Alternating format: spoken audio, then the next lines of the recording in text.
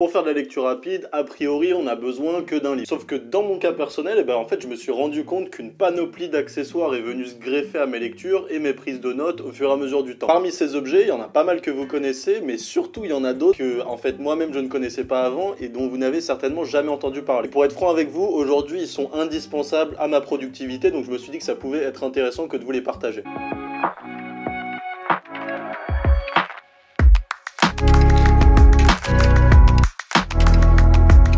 On attaque avec le premier accessoire que je trouve fondamental si vous commencez à apprendre la lecture rapide, ça s'appelle le chronomètre. En fait, je m'explique. Un chronomètre ou une montre, ça a beaucoup d'avantages. Ça sert à connaître sa vitesse, ça sert aussi à la jauger. Ça sert en plus de savoir aussi au bout de combien de temps votre vitesse ou votre rythme de lecture rapide commence à décliner. Par exemple, moi, ce que je fais souvent, c'est de prendre mon téléphone portable et de regarder pendant que je lis mon chronomètre. Et en fait, je vois au bout de combien de temps, par chapitre ou par dizaine de pages, je sens que je commence à ralentir. En plus de ça, un deuxième indicateur que je trouve vraiment fondamental, c'est le temps que vous êtes capable de rester devant un livre. Ça, c'est un point dont on parle assez rarement et je pense que je vais faire une vidéo dessus. C'est un petit peu l'idée qu'on a quand on apprend la lecture rapide, c'est de se dire, bon ok, je suis capable d'aller vite, mais oui, mais pendant combien de temps? Je me souviens qu'au début, quand je commençais la lecture rapide et que même pour moi, je commençais vraiment à lire d'une certaine manière, en fait, j'étais capable d'aller vite, certes, pendant 10, 20, 30 minutes. Et puis après, je me suis rendu compte, notamment avec le temps, que j'étais capable de garder cette intensité et cette vitesse de lecture, mais sur des temps beaucoup plus longs. Et évidemment,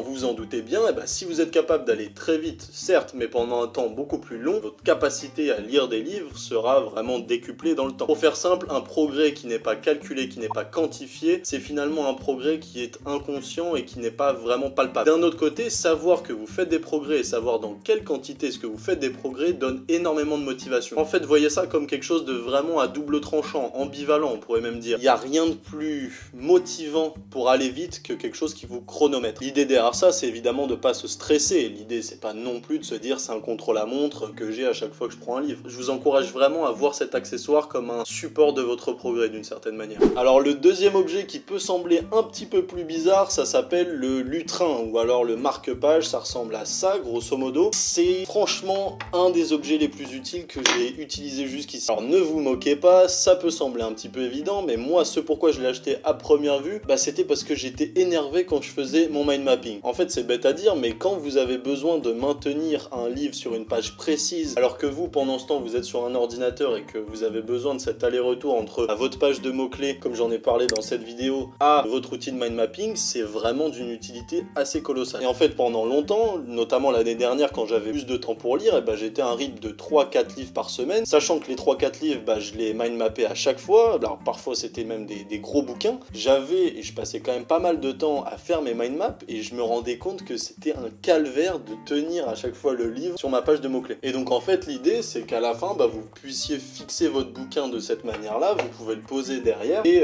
ça maintient cette page-là. Si vous avez écrit à d'autres pages, ça permet de la maintenir. En fait ça peut être aussi utilisé comme un objet de déco que je trouve vraiment hyper intéressant, notamment pour des grands ouvrages. Vous savez, ces grands ouvrages où on a plein de photos en très belle qualité. En fait il y a énormément de formats, vous en avez des gros, vous en avez que vous pouvez mettre sur votre bureau, etc. Et ça peut être hyper esthétique que d'ouvrir ou de laisser un ouvrage à une page qui vous est très intéressante à vos yeux, que vous trouvez très belle, avec un beau poème, de belles images, etc. Mais j'ai trouvé d'autres moyens de l'utiliser. Par exemple, pendant une période, je m'étais laissé seulement un livre sur mon bureau, que j'avais laissé sur justement sur ce pupitre. Et l'idée, c'était de me fixer pour cet endroit précis, un livre que je n'allais pas embarquer comme je le fais à chaque fois dans mon sac ou à la main pour pouvoir le lire ailleurs, mais simplement garder un livre que j'allais lire ici. Quoi qu'il en soit, c'est mon dernier conseil. Si vous vous lancez dans le mind mapping et que ça vous plaît, si vous lisez pas mal de livres, croyez-moi, sur le long terme, c'est vraiment un objet qui est extrêmement pratique et qui finalement n'est pas trop cher et peut être intéressant à avoir.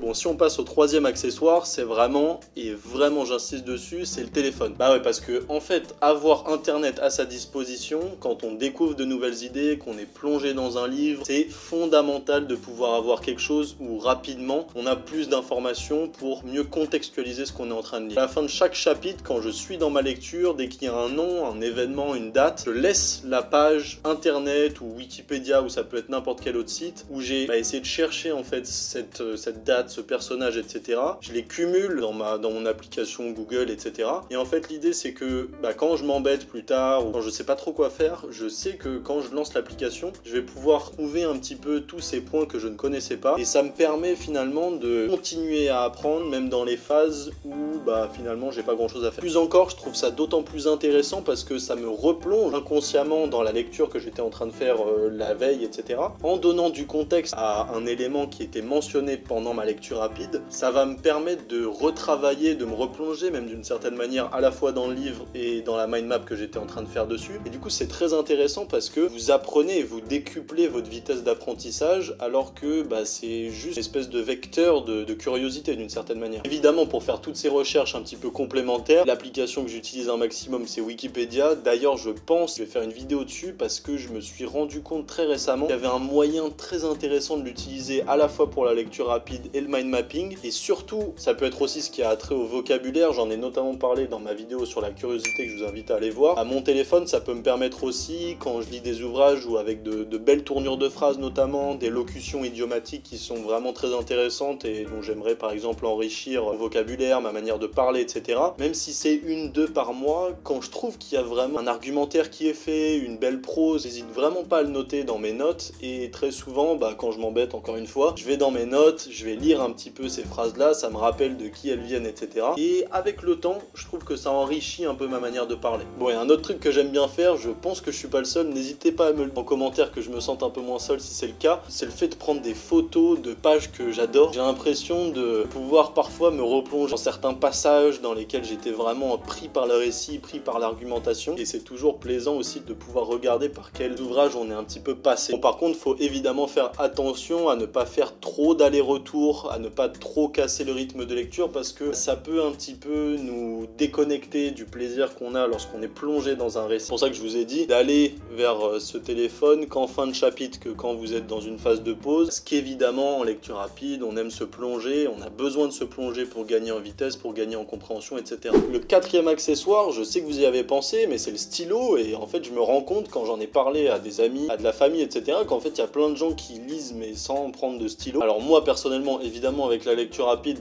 c'est assez logique, évident que de prendre un stylo avec moi, parce que ça va me servir quand je fais ma lecture guidée, ça va aussi me servir pour ma prise de notes, avec la page de mots-clés, etc. Ça peut aussi servir de marque-page, donc sans stylo, j'ai l'impression de ne pas pouvoir faire ma lecture rapide d'une bonne manière. Et surtout, je sais que j'en ai déjà parlé, mais je trouve que c'est vraiment un élément qui est fondamental, c'est le fait de s'habituer à écrire, à noter, à barrer, à faire des croix, à faire tout ce que vous voulez, à raturer certaines lignes de l'ouvrage que vous êtes en train de lire. Ça fait partie du processus d'appropriation du livre qui est vraiment fondamental, parce que ça permet de se lancer dans une démarche importante par rapport au livre qui est, je pense, essayer de démythifier l'objet livre, cet objet qui est tellement sacralisé dans la culture, surtout la culture française, etc. Ça nous permet de mieux nous approprier la pensée de l'ouvrage, ça nous permet de rendre le livre comme quelque chose qui n'est pas un objet incroyable, qui n'est pas un objet qu'on doit mettre sur un piédestal, dont on ne doit surtout rien critiquer, etc. C'est hyper important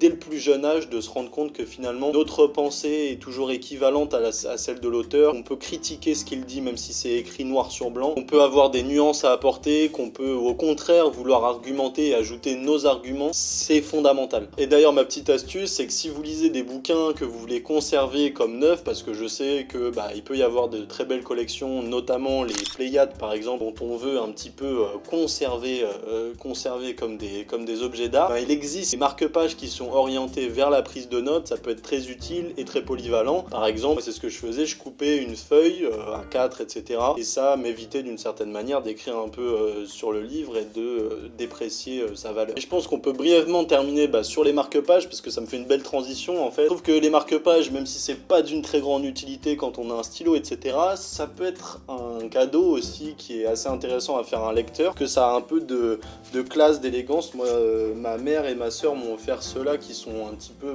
dessinés avec de très beaux dessins. Je sais pas si on va pouvoir les voir à la caméra, mais j'espère en tout cas. Du coup, j'ai plein de marque-pages très jolis comme ça. C'est de l'artisanat, c'est sympa. Franchement, je trouve que ça habille bien un livre quand c'est mis dedans. Ça me permet aussi de faire un petit coup de pub pour mes marque-pages que j'ai essayé de faire. Bon, ça a pas forcément la même esthétique, mais l'idée c'est de pouvoir les partager aux personnes que je croise dans la rue, qui lisent, et je trouve que ça me permet un petit peu d'interagir avec des gens, de me lancer dans le vide et de leur expliquer un petit peu ce que je fais, et de voir aussi leurs remarques, à quel point ça les étonne, le concept de lecture rapide, leur expliquer qu'on continue à prendre du plaisir. C'est ce que j'essaye de vous partager sur cette chaîne YouTube. J'espère que ça vous plaît et que ces accessoires, vous pourrez les utiliser et vous rendre compte d'à quel point ils peuvent être utiles. Quoi qu'il en soit, c'est toujours un plaisir de vous faire ces vidéos. Je vous remercie encore si vous êtes restés jusque là. Et puis comme d'habitude, je vous dis à la semaine prochaine et je vous souhaite entre-temps, comme d'habitude, d'excellentes lectures.